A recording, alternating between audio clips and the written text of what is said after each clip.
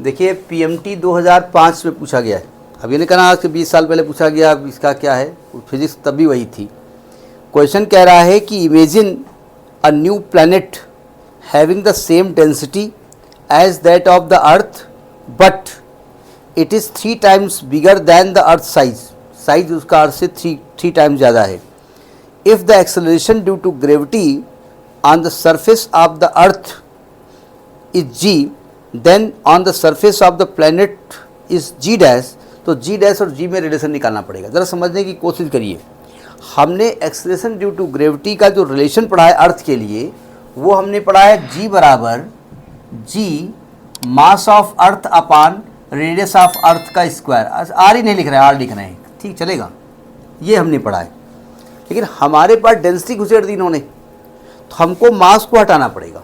मास, तो मास का फॉर्मूला क्या होता है, वॉल्यूम इंटू डेंसिटी, यानी 4/3 पाई आर क्यूब इंटू रो। पहले हम डेंसिटी के टर्म में जी की वैल्यू लाने की कोशिश करेंगे, इसके बाद देखेंगे क्या है। तो जब यहाँ पर हम डेंसिटी वाली वैल्यू रखेंगे तो g by r square into 4/3 pi r cube into rho. R square से एक आर कट जाएगा तो जी डैश की जी की वैल्यू आ जाएगी 4/3 पाई जी आर रो। समझ में बात आ गई। अब ध्यान से देखो, अगर हम दूसरे प्लेनेट के लिए बात करेंगे भी तो ये वैल्यू तो चेंज नहीं होने वाली है। तो यानी अर्थ के लिए अगर हम बात करें, ऑन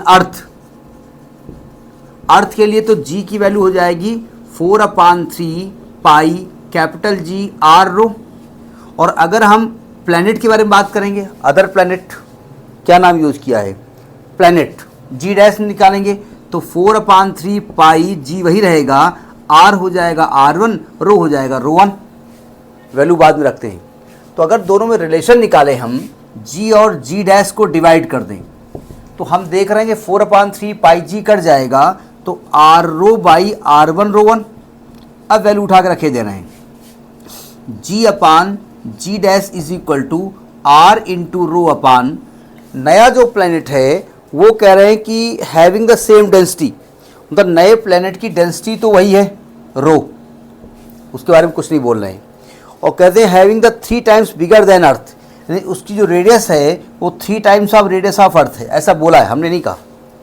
पहले हमने रो के टर्म में लिखा तो रो से रो कट गया, आर से आर कट गया, तो यानी कि g upon g dash is equal to 1/3, तो g dash is equal to 3g। यानी कि जो नया प्लेनेट है उसकी acceleration due to gravity earth की ग्रेविटी का 3 टाइम्स होगा। अब सिंपल सी बात है भाई, ग्रेविटी रेडियस पर डिपेंड करती है, जितना बड़ा साइज उसका होगा उतना ज़्यादा उसकी ग्रेविटी होगी। नहीं, ये तो लॉजिक हुआ जा करके, लेकिन मैथमेटिकली हमने प्रूव किया g dash is equal to 3g। अब एग्जामिनेशन के पॉइंट ऑफ व्यू से ये फार्मूला आपको डायरेक्ट याद है तो अच्छी बात है, ठीक है, मतलब रो के टर्म में। नहीं याद है तो निकालने में आपको मात्र 1-2 सेकंड लगने चाहिए, बस ये फार्मूला लग करके फटाफट निकाल ले 10-5 सेकंड में, ठीक है, मतलब बहुत क्विक आंसर आना चाहिए। समझ में बात आई कि नहीं आई।